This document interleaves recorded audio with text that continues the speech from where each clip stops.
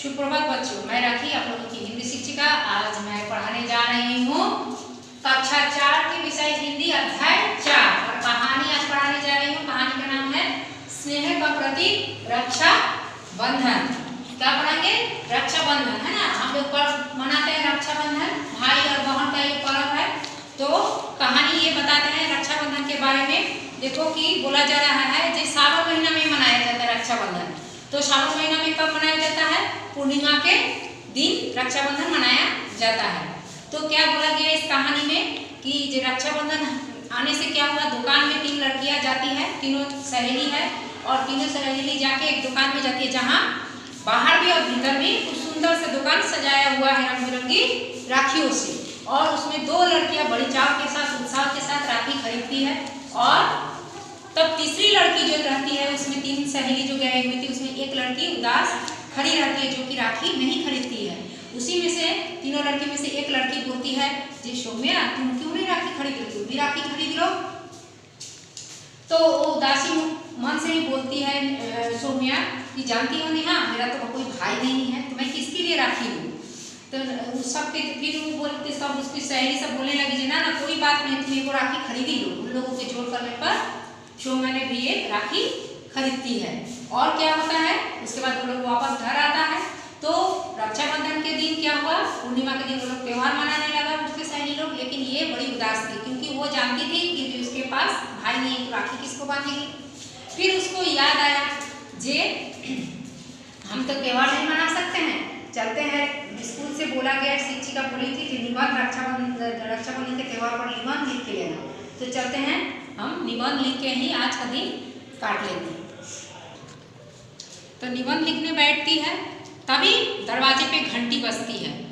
तो वो दरवाज़ा खोलती है तो देखती है कि उसके पड़ोस की अरशद अंकल, सलमा उसकी जो सहेली है, सलमा उसकी सहेली, उसकी अब्बा अम्मी और उसके बड़े भाई उसके घर पर आए हुए हैं।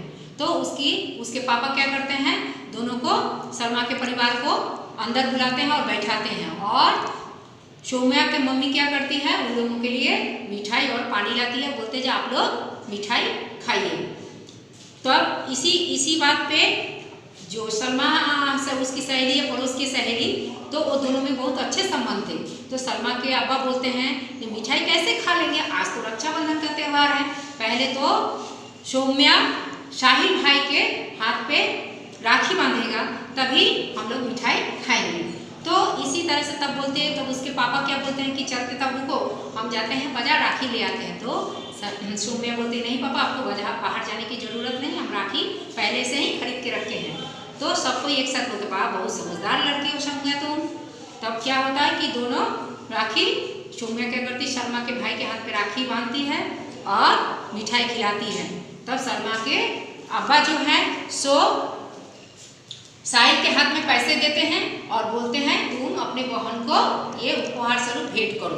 तो साहिल भी उसके बड़े चाव से सौम्या के हाथ में वो पैसा थमाता है। तो इस तरह से त्यौहार मना और उसके बाद दोनों परिवार मिल के बैठ के मिठाई और चाय पीने लगे। इसके बाद बोला गया है ये कहानी में, ये इसके बाद अरशद भाई बोलते हैं कि इस तरह से मिलजुल कर दोनों परिवार त्यौहार मनाने से कितना अच्छा लगता है। तो रितेश भाई बोलते हैं हाँ ये बहुत अच्छा लगता है। ये रक्षाबंधन का त्यौहार से पुरानी कहानी याद आता है, जब बादशाह जो थे शेर बहादुर शाह नामक एक राजा थे पहले, वो क्या किए थे कि जब चित्तौड़ पर हमला किए थे, तो चित्तौड़ की महारानी कौन थी, कर्मवती। तो वो कर्मवती क्या किए थे, जो अपने सुरक्षा के लिए वो राजा मुगल सम्राट के हुमायूं जो थे उनको राखी भेजी थी, जे हम इसलिए उपहार स्वरूप में, जब आप मेरे भाई हुए और मैं आपकी बहन, तो मेरे रक्षा करने के लिए आपको आना होगा। तो हुमायूं क्या किए थे, इस कोमल धागे के चलते वो दौड़े आए थे और चित्तौड़ को संभाले थे और बचाए थे कर्मवती को। तो इससे भी पता चलता है कि रक्षाबंधन कितना प्यारा त्यौहार है और इस त्यौहार को जाति पाति से उठ के मिलजुल के एक साथ इसको प्रेम पूर्वक मनाना चाहिए इस त्यौहार को। और बहुत अच्छा लगता है जाति पाति से ऊपर उठ के, और बहुत ही अच्छा त्यौहार है। ये है कहानी थी।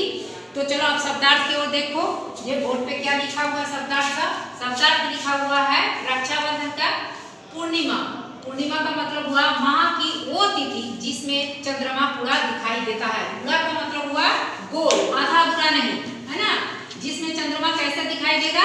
पूरा गोल चंद्रमा दिखाई देगा, पूरा गोल, आधा अधूरा नहीं चांद। और प्रसन्न का मतलब हुआ खुश, प्रिय मतलब हुआ प्यारी, अब्बा, अब्बा का मतलब होता है पिता, निबंध, निबंध का मतलब हुआ लेख, शक्ति, शक्ति का मतलब हुआ ताकत, काश, काश का मतलब हुआ कहीं ऐसा संभव हो जाए, है ना। तो आज जो हम कहानी पढ़ाए हैं अध्याय 4 की, आप लोग घर पे इसको पढ़िए और इस शब्दार्थ को भी पढ़िएगा, है ना। तो आज के लिए इतना ही, धन्यवाद।